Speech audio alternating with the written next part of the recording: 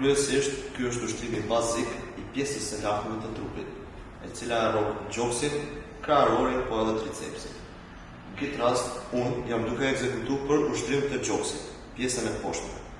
Njihet gjithashtu si ushtrimi squat për pjesën e lartme të trupit, domethënë ushtrim bazik. Ekzekutimi I këtij ushtrimit ka shumë rëndësi.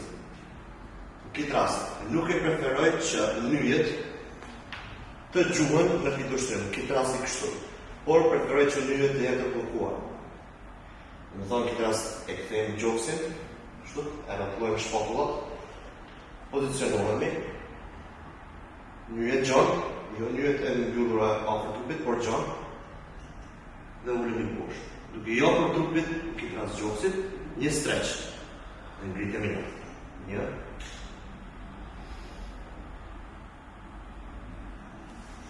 Mundet të ekzekutohet edhe në forma ndryshme. Mundesh edhe kështu, nëse do në pak për pjesën më shumë të gjoksit drejt, pak a shumë e madh trupin drejt, por ki kujdes, nyjet të mos jenë të bashkuara me trup. Për arsye se momentin që ti I bashkon nyjet me trup, atëherë aktivizon më shumë tricepsin. Nuk po them që nuk aktivizohet gjoksi, por kryesisht aktivizohet edhe tricepsi.